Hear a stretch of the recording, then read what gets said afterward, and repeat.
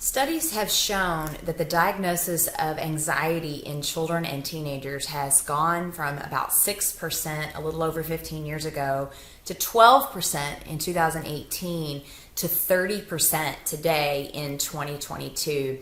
I see a lot of these anxious children and teenagers in my counseling practice, and sometimes their parents aren't sure how to know if their anxiety is kind of within a normal range or if it's problematic or above average. They're not always sure if it's anxiety that's the problem or if there's some other behavioral issue going on.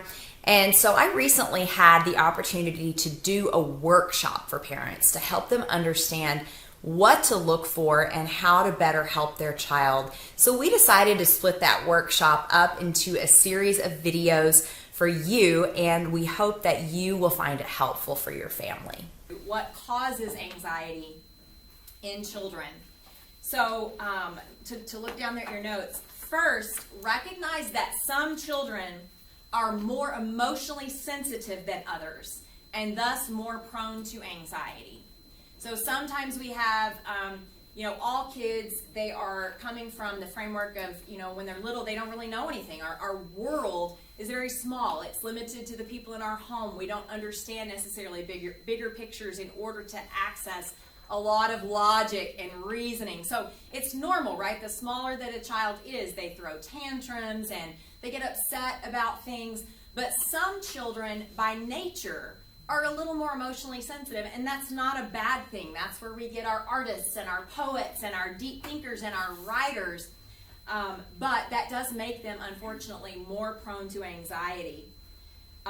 Others have temperaments that lend toward perfectionism. So like my son Lucas that I talked about, perfectionism, which can make them more susceptible to anxiety. Children who are highly creative are also at a higher risk for anxiety. So again, a really beautiful God-given trait, but sort of the dark side of that is that a child who is really creative, they tend to take small things and they can spiral even more and more quickly because they create scenarios in their mind. All of these components are in regards to nature, ways that God made them. They need nurture and direction to understand how to operate in the healthy sides of these traits. So they're not things that we want to, preach out of them or discipline out of them. Creativity, sensitivity. If you think about perfectionism, those end up being the kids with a really strong work ethic. Kids that are very detail-oriented. We want those traits, but we're concerned when those traits fall into that dark side of, now I'm in bondage to my perfectionism. I live in fear. I'm like my son, right? I'm constantly, am I going to make a mistake? Am I going to mess up? And so that's kind of that dark side where we can give some direction and we can nurture them towards maybe what is good in how God made them and where that kind of veers into some unhealthy zones. So on the other hand, experiences can also lead to anxiety. Many of these are a normal part of childhood and help a child learn to navigate the world. Things like separation anxiety is the first blank there, fear of the dark, fear of new experiences, and being nervous around new people are all normal childhood experiences that help grow and fine-tune those systems that God designed.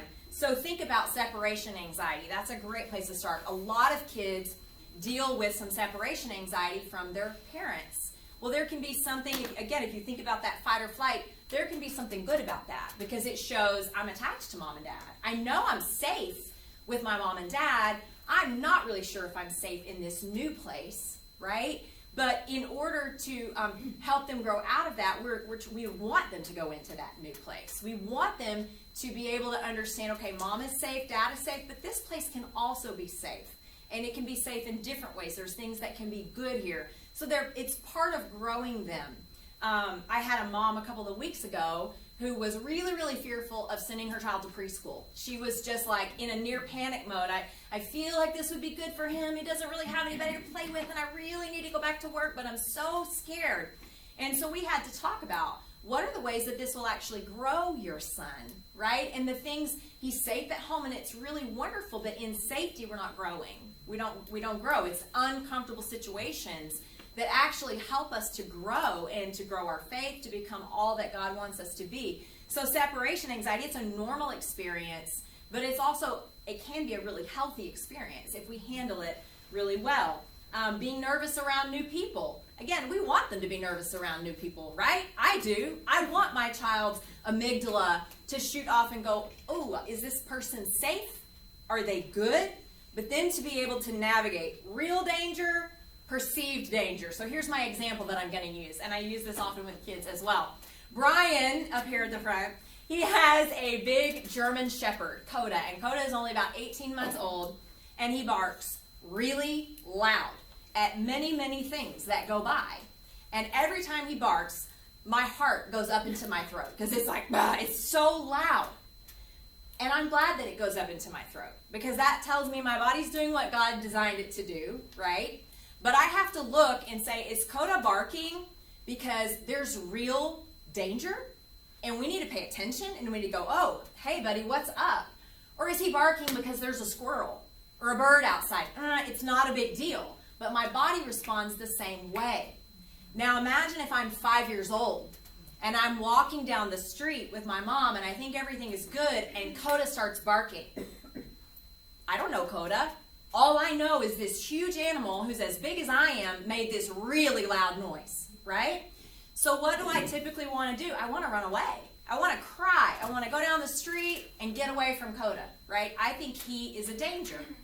What can happen, though, is that when I get away, my heart rate goes down. Okay, yep, I'm safe. It's all good. Next time I see a big, loud dog, what will I do? I'll run away again. And the next time, and the next time. And that's how the cycle of anxiety grows. And a person's brain can be wired toward fear. But if instead my mom is with me and she says, hey, honey, it's okay. Look, he's just a puppy. He's being silly. It's all right. And she can help me calm that response of my amygdala. Then I go, oh, some dogs that bark are just being silly. Other dogs that bark are alerting me to danger, right? And that's what anxiety is supposed to do. It's supposed to make me pay attention so that I will assess the situation. A child doesn't really know to do that, so they run away. Think about our teenagers that have social anxiety. This got so bad during COVID. I saw it so much during COVID. In a normal school day, in a normal, going to church, going to youth group, a child is having interactions with peers all day long, whether they like it or not. They're talking to the teacher. They're seeing kids in their classes, and they don't know they're stretching those muscles inside of them that expose them to the world, that expose them to new situations, but at a level that's tolerable, right? I feel a little nervous. It's the first day of school, but I'm also excited about that. Or there's this person in my class. I can't really tell if they're being sarcastic or if they're just kind of a jerk. I don't really know. They're navigating all of that. But what happened during COVID? They got to stay home. They got to be in their pajamas. We were telling them that there was lots of things to be afraid of in the world and we had to wear masks. So their muscles are not being stretched. So you know what happened when they started back to school? Massive spike in social anxiety. Massive spike. School counselors and social workers that I talk to, they have safe rooms now for kids without IEPs. They're all going to the office because they're having panic attacks in class. I had a girl this year, senior in high school. It took 3 weeks before she could make it through a day at school. She was throwing up from anxiety every day. And that spike has had something to do with the way that anxiety is designed to work. They didn't realize they weren't really stretching those muscles. So now, every peer interaction, I don't know what to do. What if they don't like me, right? It's really spiked those things that we used to think of as just normal. We all go to school. We all do it, right? It's okay. It's not normal anymore. They're having to learn things as though, their limbic system has been set back a few years by having to get back in these situations. And so it's kind of an example, right, of that real danger versus perceived danger, but how anxiety can grow and spiral. The last sentence on that paragraph there, sometimes experiences can be traumatic for a child and miswire the system. And I want to be really cautious in using the word trauma. A lot of counselors will distinguish it by saying big T and little t. Because when we think of things like PTSD, for example, we're talking about these major traumas, kids that undergo high forms of abuse, that are exposed to things in car accident situations, the big T trauma. But there are things that for a child can represent what we might call little t trauma. So that would be like repeated exposure to a person who's really angry. Well, anger sends that limbic system into fight or flight mode at a lower level, but repeatedly, over and over. So there can be stressors on their system. Things like bullying, ongoing bullying, a lot of the social pressures.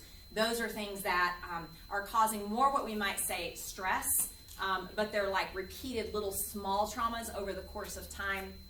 And those also can kind of miswire the system so that anxiety grows and spirals. In terms of how we treat it, the final sentence in this section, I think this is on your notes, it's in mine. In terms of how we treat it, it can be helpful to distinguish between anxiety that is normal and anxiety that is maladaptive. So I'm going to show you another chart in a little while, but what I'm talking about there is to be able to go back, what we said here, what are normal childhood experiences that I really need to encourage my child to try to do, and how do I know when their anxiety is maladaptive? So it is in some way preventing them from leading a relatively normal, happy life, right? That would be where we're getting into treatment and things like that. So we'll go a little deeper into that.